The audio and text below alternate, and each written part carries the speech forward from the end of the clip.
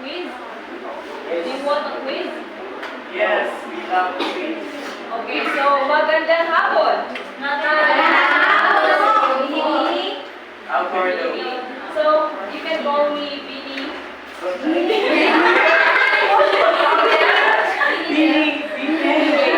can call me Bini. So, okay, for this afternoon, I know that our mode of instruction must be English, but I will allow code switching. Do you guys know what is code switching? Yes! So, it is a transition between two languages or more. So, you can speak English or Tagalog. Yes! Let's be on you this afternoon. Do you guys understand that? Yes! So, before starting our prior discussion, let me ask you this question. Let's ponder for a second or for a minute. What is your representation of life? If life is simple, what is your representation of life? Let's have JB. Dreams. 3, okay? No need for explanation. Yes, Jordan? Suffering. Suffering, you're simple. So what is the symbol of suffering? Representation, a symbol. Suffering. Like, I believe that to understand life, we're really about life, we need to suffer in order to appreciate life. Okay, thank you, Jordan. Abby. Okay, butterfly. Mermaid. Leaf. Yes, Chor. Sprouting seed. Okay, sprouting seed. Okay, last one. Liza. Wheels. Okay, gulong ng mata. Okay, so that's number 1. Okay, thank you for your answers. At ngayon, can you move in front? Move in front. Occupy the vacancy. I want at least 4 people in each row. 4 people in each row. Please kindly occupy the vacancies. 4 na tao, bawat row. Row, yung boat. Okay. Okay, settle down. 1. Okay, what's wrong with this side, man? Okay, 4. Okay, so now, I want you to pause for a while. Pause. Let's play a game called Tap a Friend. Tap a friend. So since 4 mo each row, you have a pair. So pair mo. Pair. Okay, please harapin na mo. Okay, harapin mo. So we're going to go pair.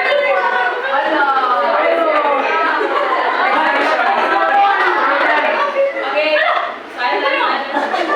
Mag-see, tahimik ang lahat. Don't laugh because I practice it all night.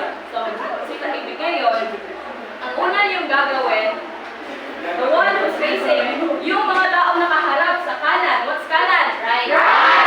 Ang unang magtatap sa kanilang kaibigan, kanilang teammate. Okay. So, when you tap your friend, you will say, listen everyone, Wilson and Jamie. Okay. So, when I say tap a friend, you will tap your friend 2 times. 2 beses at sasabihin nyo, kumusta ka na?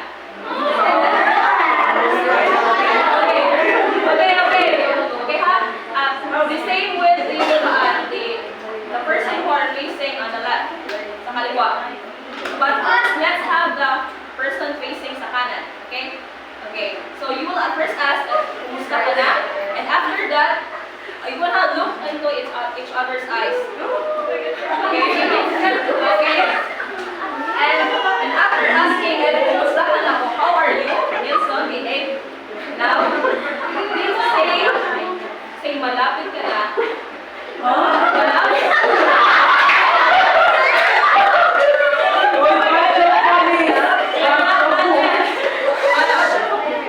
Say this nga.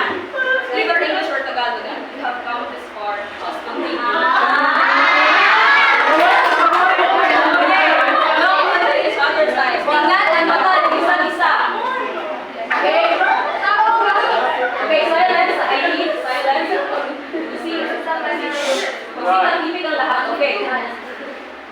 Tap a friend. And then ask.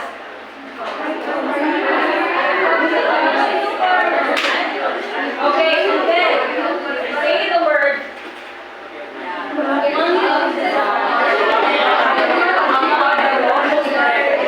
Okay, person facing on the left.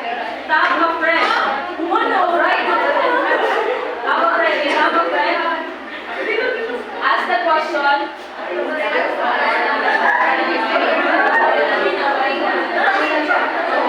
And then say the word.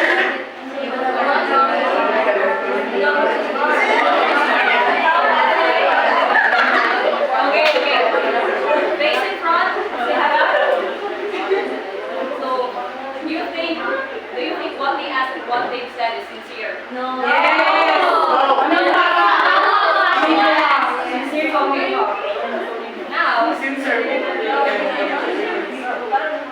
let me introduce you to one of the notable poets of the Philippines.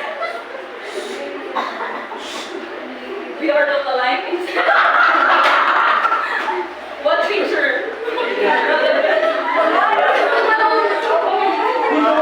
So maybe in my past life, he is my father. Okay. So this man is Jose Corazon de Jesus. Are you guys familiar with Jose Corazon de Jesus? No. You're not? So let's get to know Jose Corazon de Jesus. So find your name.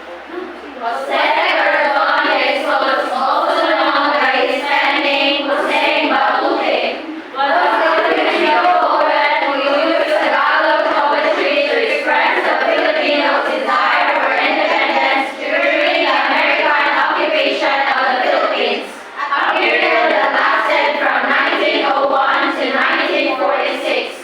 He is best known for being the lyricist of the Filipino song Bayan Ko. Jose Baute was born on November 22, 1896. Why are you guys laughing with Batute?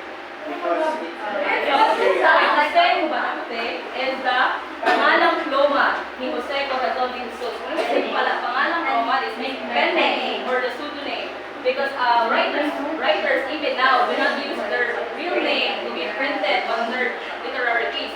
They use other names or pseudonyms to make somehow more like interesting to sila or like, oh yeah, mysterious effect. So, Jose Batute is the lyricist of the Bayan Ko. Do you guys still know how to sing Bayan Ko? Yes! Okay, let's sing it all together, just a chorus. I have here a hit. I am prepared. well prepared. Okay, so the chorus lang.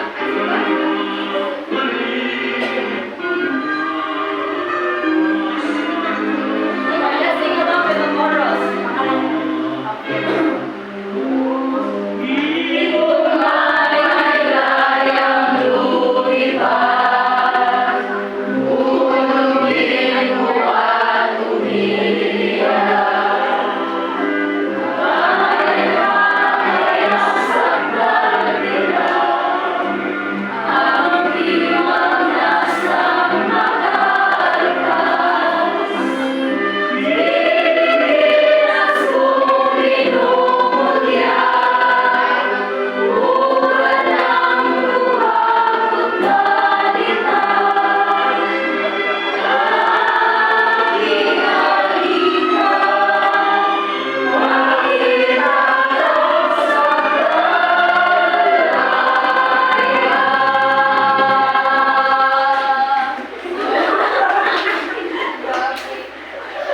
Ako ay magtatanong, ano yung nararamdaman habang kumakanta sa mga liriko ng bayan ko? Yes, Jacqueline. How do you feel? Ikaw, Jacqueline. Ikaw ate is slide to the top. Diretso po pag-iigar sa song. I'm so sorry. Ay, pamilya ko sa song, no? Siyempre, okay, very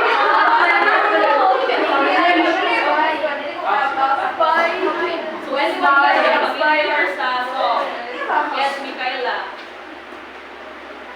Ano yung nararamdaman habang kinakanta ang liriko ng bayan ko?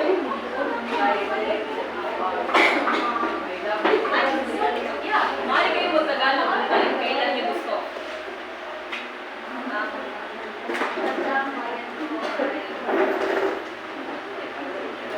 You can say.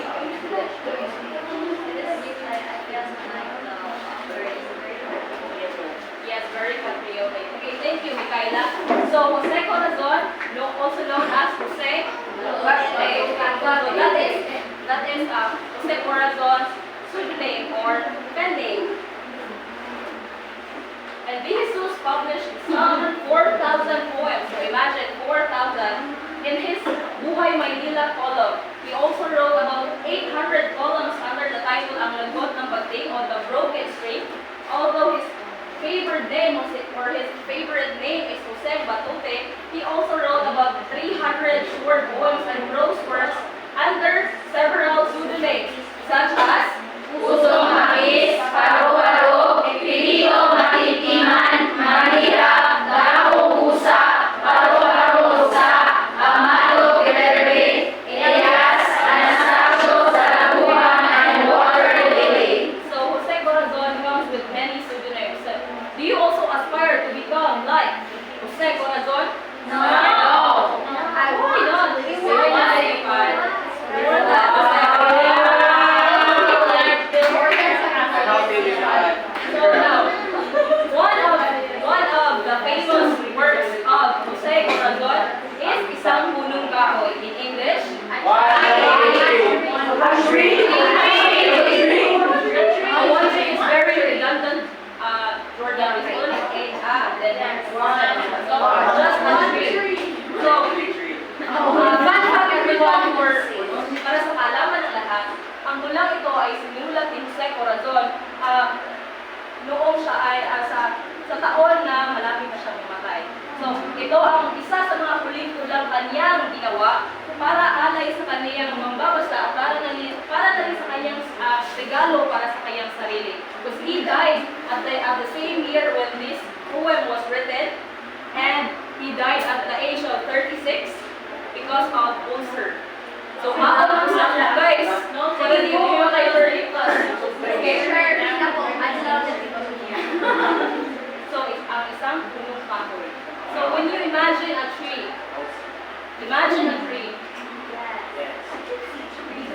what does it look like?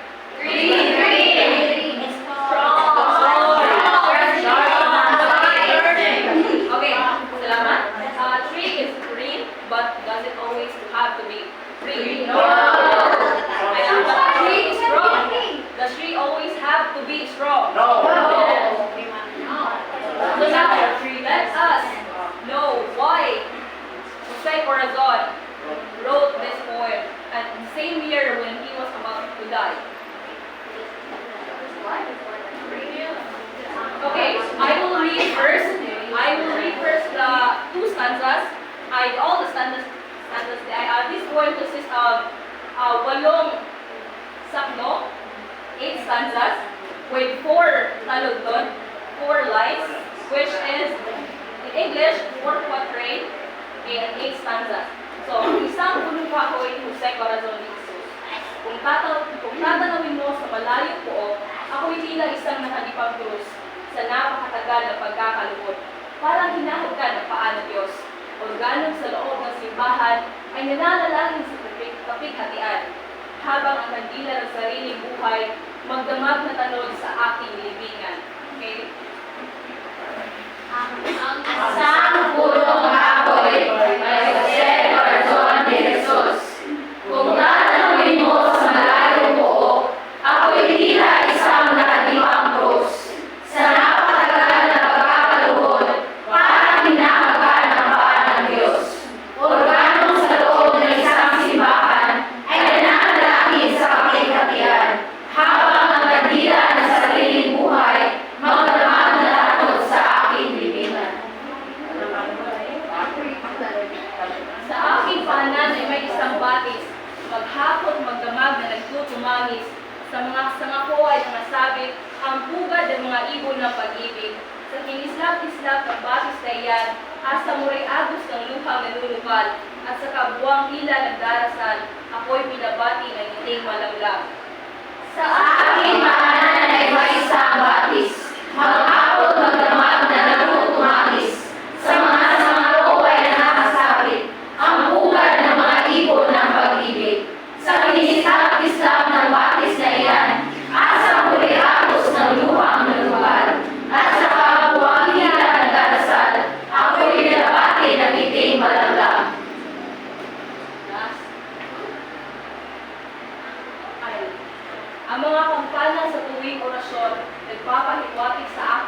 kahoy.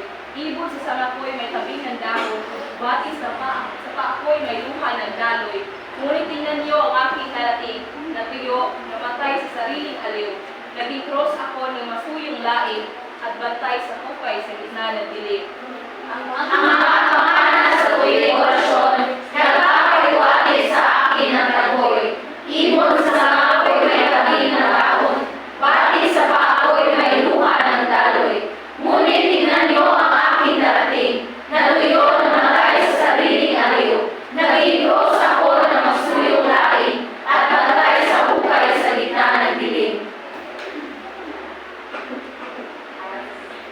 Wala na, ang gabi ay lambong na luksa. Panakip sa aking namumutlang mukha. Kahoy na nabuwal sa pagkakahiga. Hindi mo ni tao hindi na matuwa. At iyong isipin na nagdaang araw, isang kahoy ako't malangot malabay. Ngayon ang sangakoy krus sa libingan, dahon ko'y ginawang kuruna sa hukay.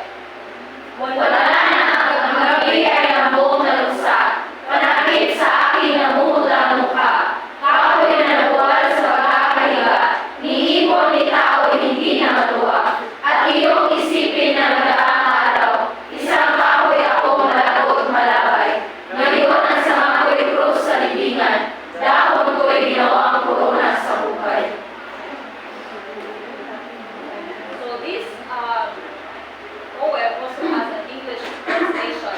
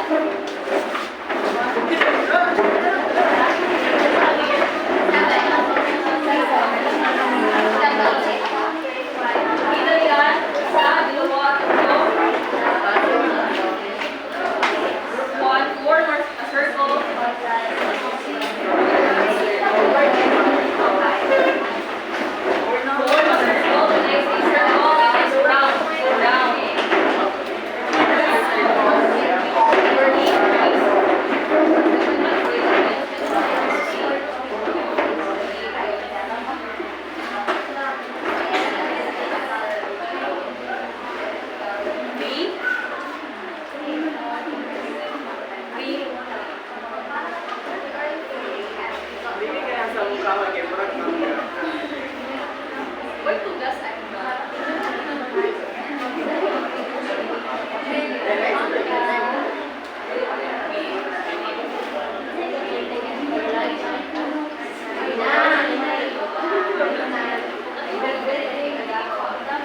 So since you guys already know what to do, we will have pagsusuri o analysis.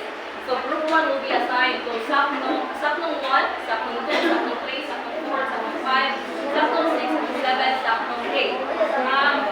You guys can just water representative to take a picture of this.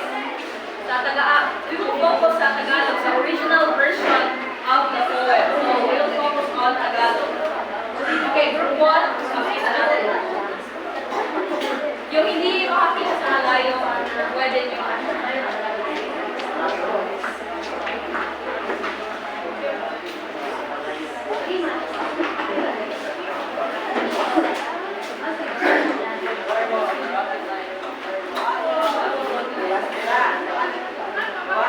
So yung sa bawat grupo may narisip kayong tatlong litrato ng kahoy. Gusto ko mag-assign kayo ng numero bawat miyembro ng grupo. Number is 1, 2, 3. Number your 3 into, assign a number to your 3. So 3 members each group, 1 each 1. Okay, understood ba? Yes. Okay, so while you are analyzing the poem, let me present you this short clip that will further enhance what is the poem all about. Okay, watch this line, please.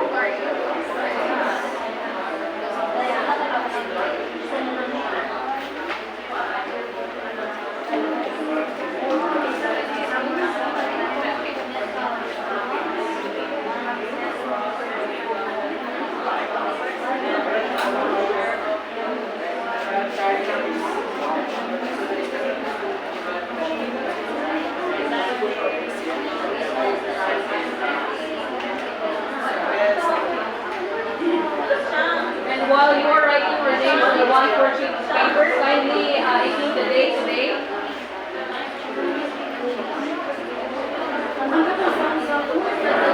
Samsam Samnong is Santa. Time check is 2:25. We will start at 2:26. Yes.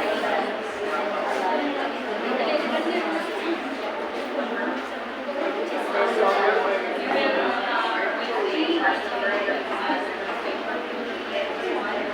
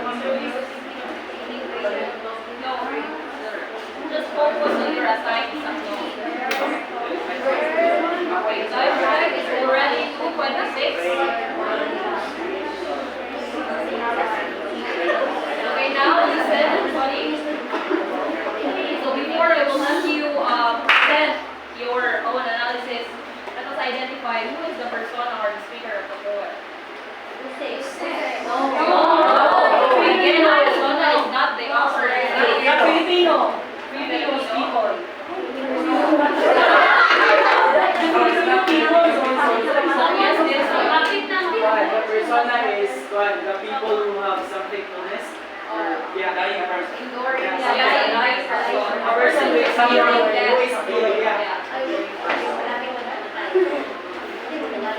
So let's have group 1. Saknong aside to Saknong 1. So, good afternoon everyone. Our sentence says, tanawin mo sa palengke mo, ang bilang isang nakalipa. So it's like saying that, sa napakatagal na pagkaroon, parang hinagkan ng mga. It's like saying, if you look at that tree, a healthy tree has several branches. If we compare it to a healthy human or a being or person, carrying these branches is like a pain or suffering for them. As time passes by, these branches will be served as parang kung siya kabukat kay mura siya kumagawan like a human person or being cannot handle this kind of branches like parang gani siya o injured like he has to endure these several branches. That's why saying na matagal na pagkalugod down on his knees is like saying that these branches are weighing him down and parang ginahagdan mo ani It's like something that the branches symbolize illness or something that usually makes the persona suffer and endure such process in the field. Okay, so kung tatanungin mo sa malayo mo, it's like the first line of the poem is like the persona is wondering or like nagguni-guni. Siya ay nag-iisip the first line. And ako ay sila isang nakalipa. What is the formation when the cross is like nakalipa, like it's outstretched, like arms outward. So it's like the persona is the nakalipang cross is a personification of the persona who is like arms outstretched in and down on his knees na parang hinahagkan ng paa ng Diyos. It's like he is wondering of his past experience, past life, that's how he was throughout his life. And parang hinahagkan ng paa ng Diyos is like during this time, like he is already accepting his faith, slowly accepting his faith. It's like outstretched, like embracing his faith. So this is the main idea of being first Saknong. So thank you, Jordan. Thank you for 1. Saknong 2, like the gist, just the gist of the Saknong 2. Like a serving in this church, praying in extreme sorrows. In the capital flame of my life, affliction of my life. So, the circumstance inside this organic church which represents as the spiritual or the solid. And also, also the presence. As we can say in church, what is the organ? We can say in church. So there is a cross sign. So the organ word that second stanza is the cross, the church. Then it hasn't been still so but no, it has been guys. It's a candle flame of my life. Candle flame of my life represents the resilience. Okay, so organo sa loob ng simbahan. So what? Gusto may ka ng pinaka-characteristics ng church no? Kailan na ang simbahan na? Cross. The cross and also, the cross and the bell. Basta buti yung ginang kampana. So first nga, mukha sa itong hula-hula kay ang church. Like, gusto po may like ang hospital, like kampana. So, church is the only one na hanay kampana yung siya. So, organo sa loob ng simbahan. So, ang first na sakdong, na ayang gist niya, ikaw siya nag-wonder siya mga past journey sa life. While the second sakdong is like he is imagining what would it be if he is gonna inside the simbahan ka ng lamay. Do you know what is lamay? Yeah. Like the burial na niya. The persona is imagining what would it like to have someone who will like vigil, again, mag-vigil mo and while you are inside at home. Organo sa loob ng simbahan. So while you are siya kay di ba mubagting na kapana basta ang minatay mabuta siya sa church. Like signaling na ang iyong body kay na-receive siya sa church. Like ang kaning nananalangin sa kapigatian is like also like comparing to the mga loved ones di mga muhilak while on the journey ka to the final destination of your life.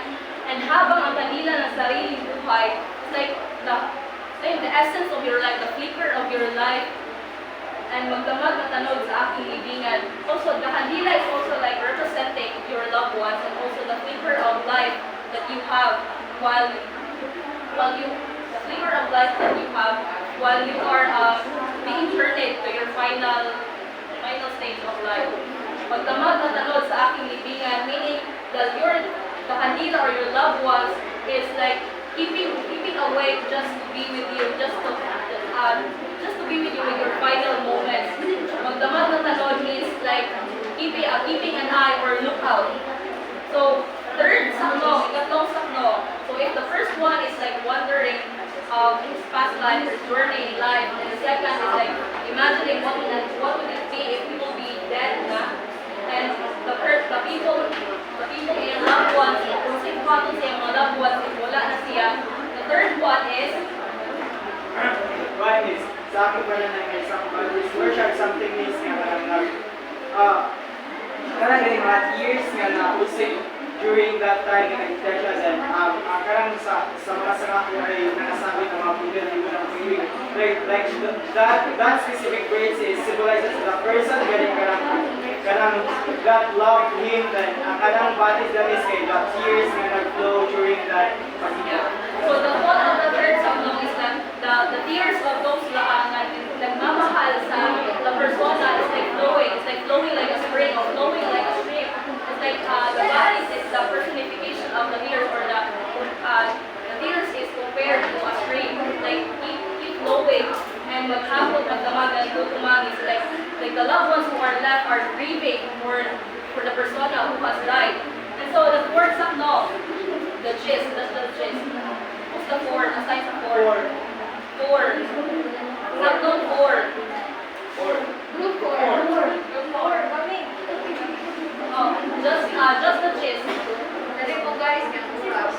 Kinis islap ng batas na yan asa mo rin agos ng lukhang nanunungkal. Nasa kabuwang nila nagdarasal.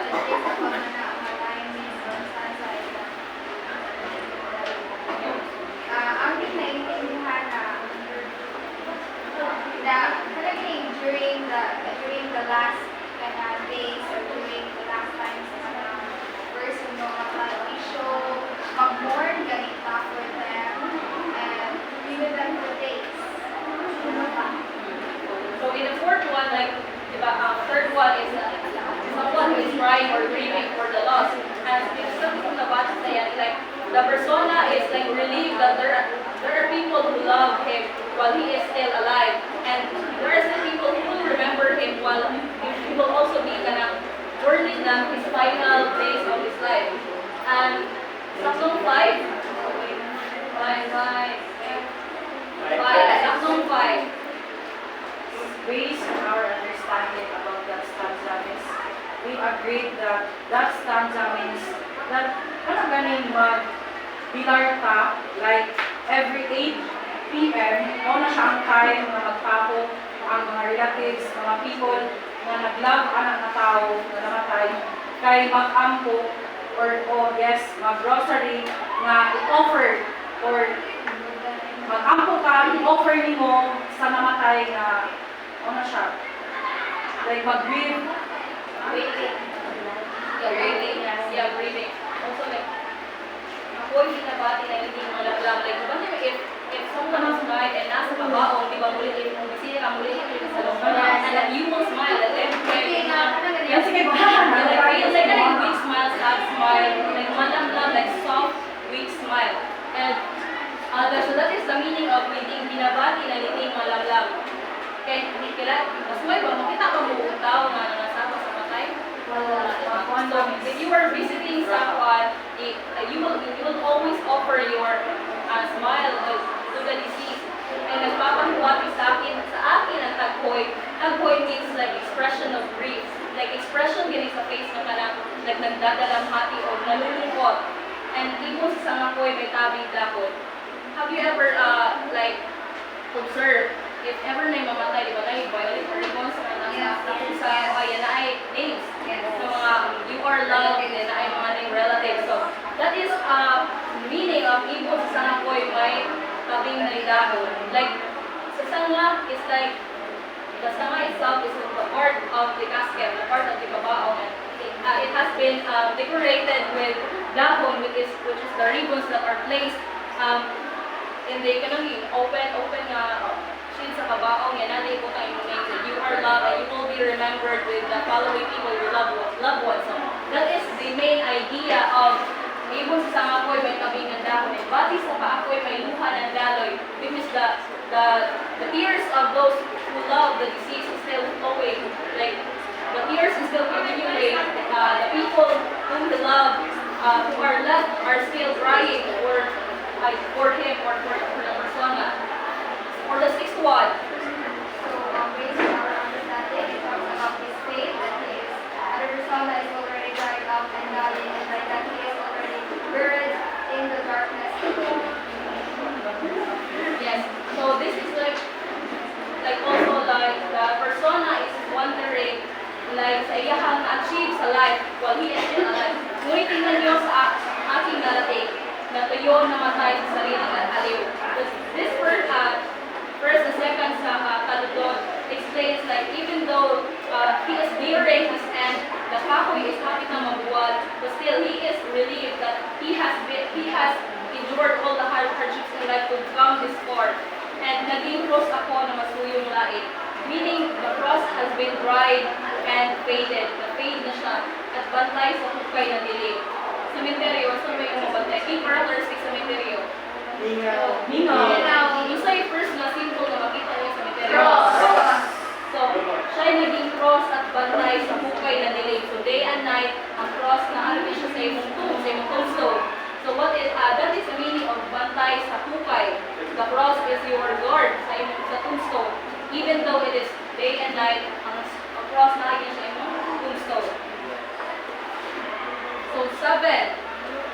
So, based on our own understanding, from the first two words, wala na patay na ang persona at the persona is already dead and ang gabi ay lambong na sa so every day and night the dead or the body stays in the ground and panakit sa pinamong the tree or something sa kanang kapit sa nung kay itabo na siya na muntang pasyon o patay na booming pa rin ka so what did you na so kahoy na nagbuwal sa pagkakahiga so tabunan siya hindi mo ni tao hindi na matuwa so of course if patay wala dyan if na namatay sana wala dyan malipay if you're to compare it to a tree if a tree is already dead then there will be no birds that will stay in there or nest there and walay tawag mo wala naman siya shade so therefore patay na siya wala na siya. Okay, thank you, Bishop. So, wala na. This is the signal that he is dead. He is already in his final deathbed. Final destination sa iyang life. And ang gabi ay lambong na nagsa. When you say lambong, it is ang pantakip, like a veil. Like, the gabi is like a personification of a veil that covers his veiled face. Like, ang gabi ay lambong sa napanagip sa namumog lang mukha. Like, di ba namumog lang mukha is that deceased and he is on the ground and when the night comes, it will cover his face or it will cover his dead body on the ground. Kahit na nabuwal sa pagkahiga, hindi mo ni tao hindi na natuwa. So, this also like relates to the even how gorgeous you are when you are alive, even at how like mighty or when you are alive, when you are deceased or when you will be dead, you will be always left alone in the dark. You will always be like, your life will always end in the cemetery, in a tombstone. And this also relates to the idea that grab every chances when you are still alive, and repent when you are still alive. Do not repent when you are naghihingalo na. You repent while you can still do things. So, for the last one, So based on our understanding, the coin or the tree there is it represents the cycle of life, wherein there is birth and also death. And the stanza number 8, 7 and 8 talks about the death. That before a tree is like vibrant and also sturdy, but now it turns into like a skeleton, like that. Like for example, the sanga will become like the cross in the tomb, and also the leaves will turn into like dry na siya, and also like mahagap. So, ano yung isipin ng daaraw. So, the persona is back into the pagguni-guni, same like as the first Punong, like he is also like wondering sa iyang mga past experiences sa life.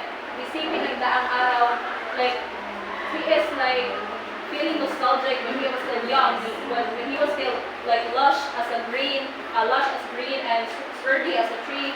Isang kahoy na malagot malabay, like very healthy tree and very vibrant color in green. Ngayon, ang sanga ko ay cross na silibingan.